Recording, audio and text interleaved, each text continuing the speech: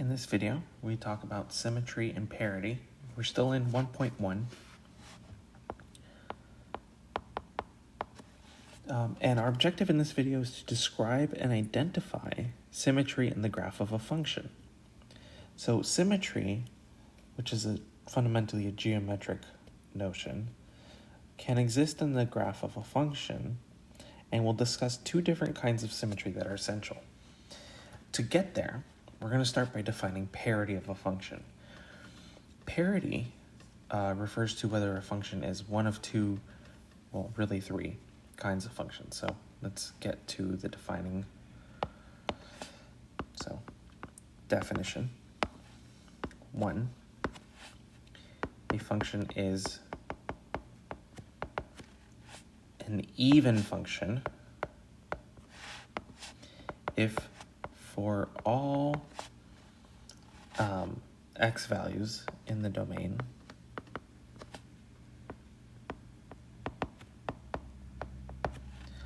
the following is true.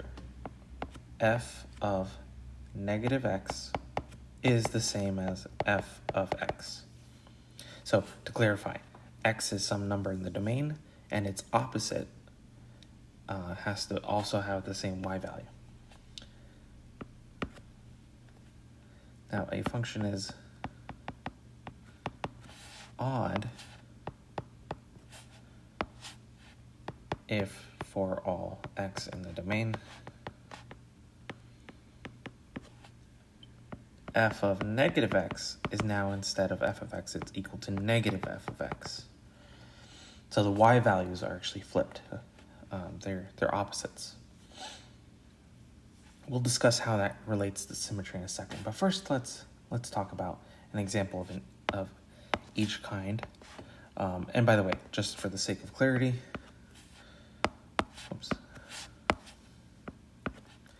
if neither is true, the function is neither even or odd. So these are not the only two possibilities. A function can also fail to be even or odd. Right, so examples. Our first example of an even function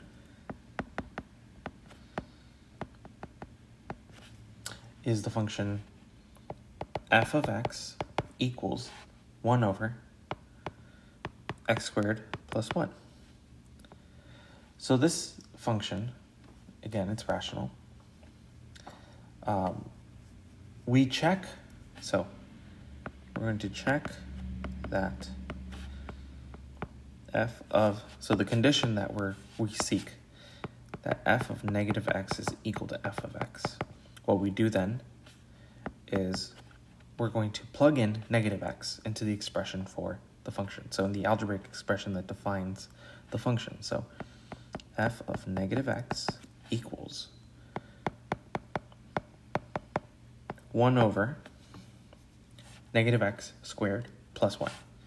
And now notice that negative x squared, because by virtue of squaring, is just x squared, so the negative is absorbed by the power. And so this actually ends up being exactly the same as f of x. So this tracks. This checks out. And if we graph it, you'll see that, first of all, this passes through the point, if you plug in 0, passes through the point 0, 1. But also it passes through the 2 points, 1 common 1/2. Actually, that's not very good. Let's do up here. 1 comma 1/2. And negative 1 yields the same y value. So the graph of the function actually looks something like this.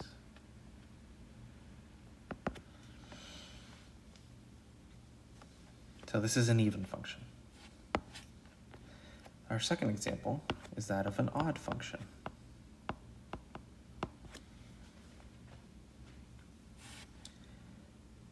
So take y equals x cubed minus 1 over x. This is technically a rational function. It's one of those combination functions. So we're going to check that this satisfies the condition that defines odd functions, so that we're going to check that f of negative x is actually equal to negative f of x. Well, f of negative x is negative x cubed minus 1 over negative x. Except because that power on negative x is odd, we can pull out a negative sign. So we have negative x cubed minus negative 1 over x, which means the negative sign and the subtraction will cancel. So we get negative x cubed plus 1 over x. And if we factor out a negative sign, we actually end up with negative x cubed minus 1 over x, which that expression in the parentheses is the definition of f of x. So this is negative f of x. So this checks out. Now if we go to graph this, so what points does this pass through? Specifically, this passes through 1, 0, and it also passes through negative 1, 0, but it also passes through the point 1.5, 2.71, and the point negative 1.5, negative 2.71. So if you were to graph this, it actually ends up looking something like this.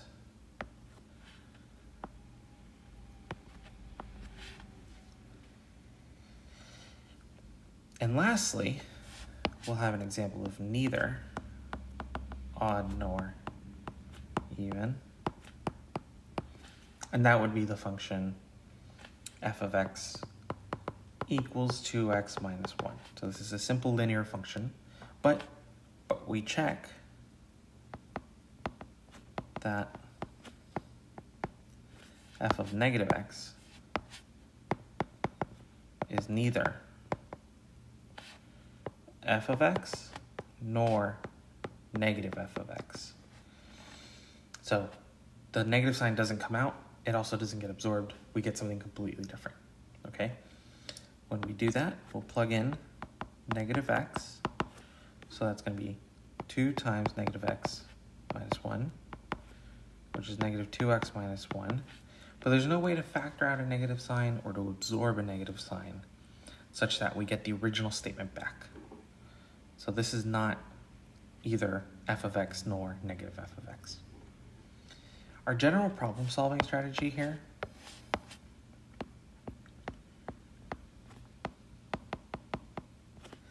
is to see if f is even, odd, or neither. We evaluate f of negative x. So to find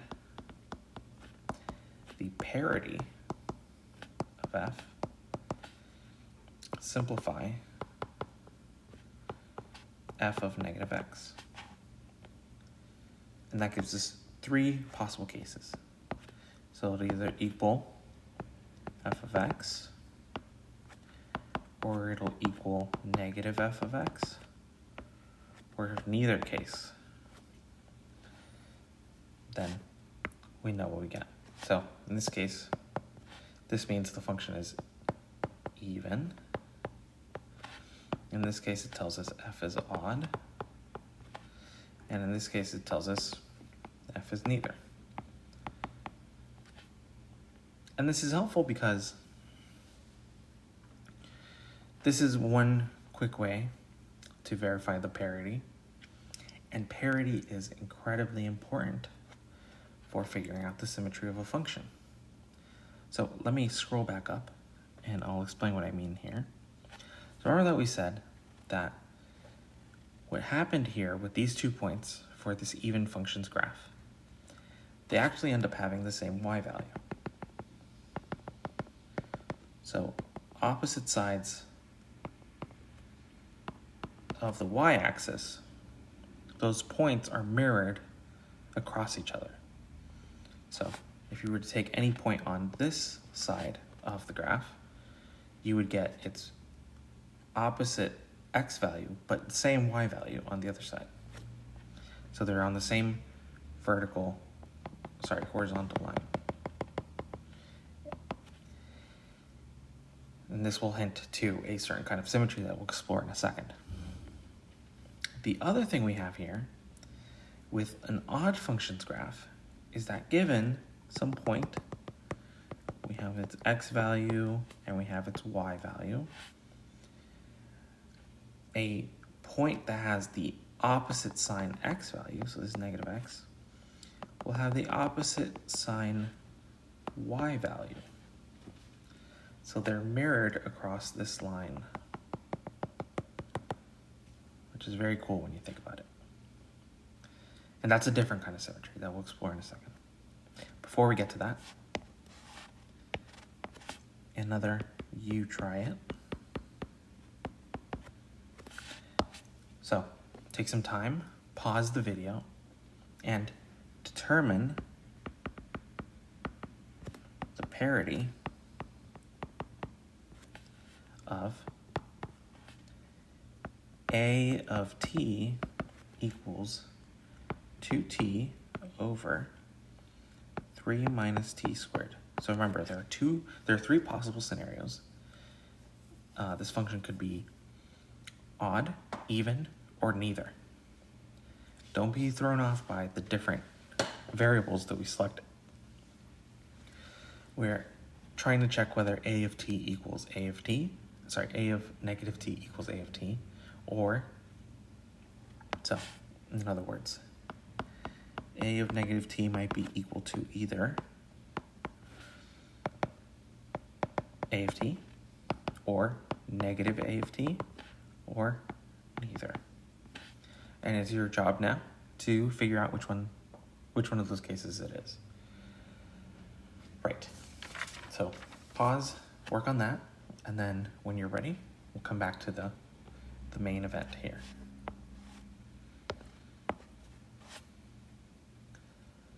So now let's talk about symmetry.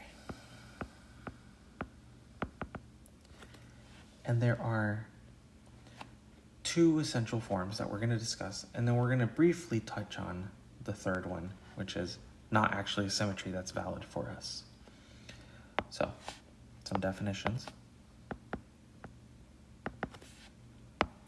So we say f is symmetric, so it's a property of f, about the y-axis if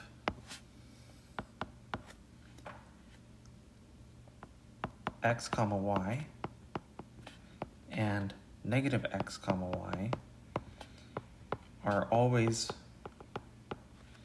pairs on the graph of f. What does this mean? It means that every point on the graph has to have a corresponding point on the other side of the y-axis. So what that would look like is something like this graph.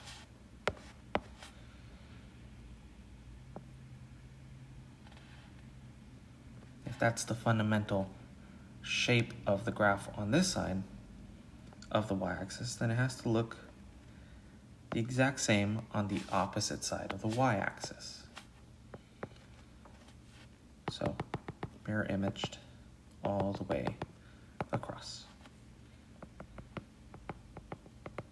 So here might be the point x comma y, and then here would be the point negative x comma y, and it lies on the graph.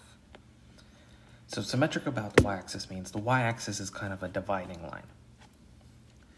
2, f is symmetric, symmetric about the origin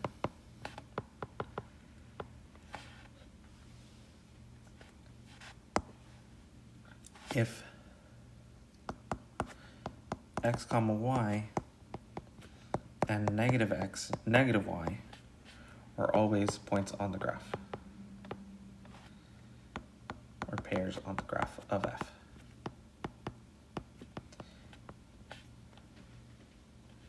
So whereas symmetric about the y-axis is you can think of it as a symmetry across the y-axis where you're flipping the fundamental shape of the graph across the y-axis. So direct correspondence there. Symmetric about the origin is more like, let me change the color here, a rotation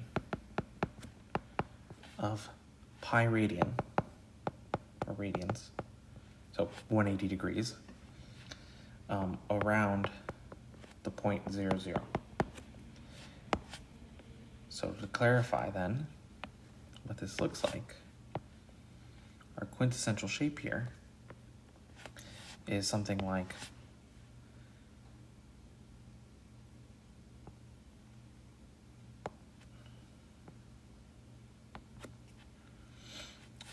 a point perhaps like this. So this is the point x comma y, has a corresponding point that's down here where both the coordinates are opposites now. And what this represents is there's actually, you can think of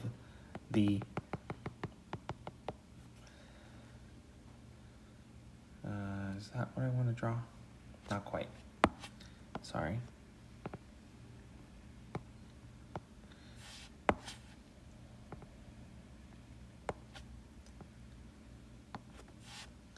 If you think about the line y equals x,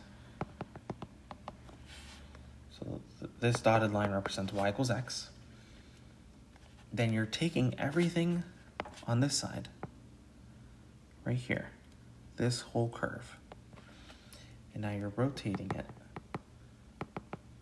180 degrees. So that's symmetric about the origin is guided by that y equals x line. And it's not symmetric about the line, it's symmetric about the origin. Lastly, 3, no function can be symmetric about the x-axis. Why is that? Well, in order for a function to be a function, it cannot violate the vertical line test. And if it's symmetric about the x-axis, then it would violate the vertical line test, because any vertical line passing through those 2 points, x comma y and x comma negative y, means that there's an input that has 2 outputs, and that's not allowed. All right, so how do these concepts connect? How do symmetry and parity connect?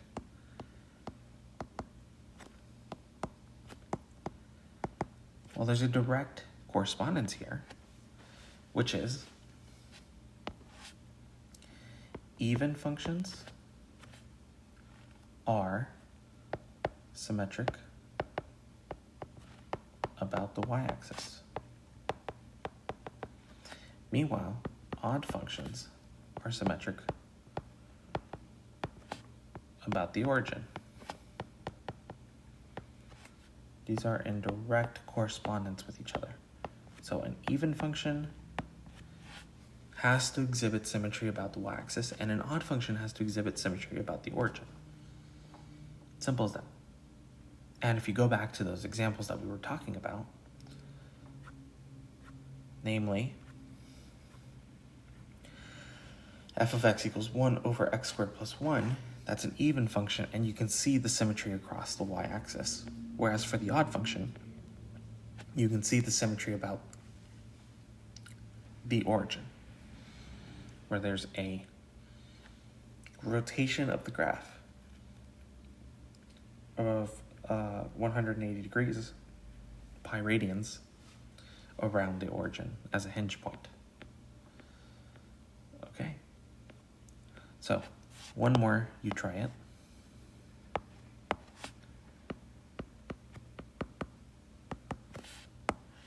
Which is from the graph of f.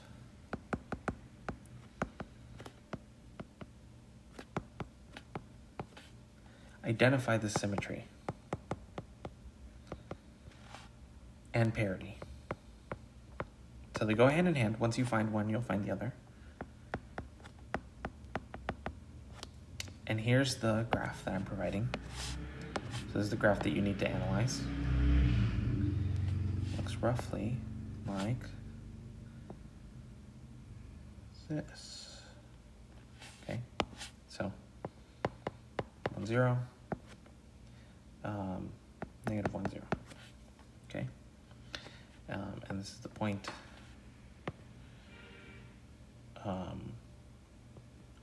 root 2 over 2, root 2 over 2, and this is the point negative root 2 over 2, negative root 2 over 2. All right, so identify the symmetry and the parity.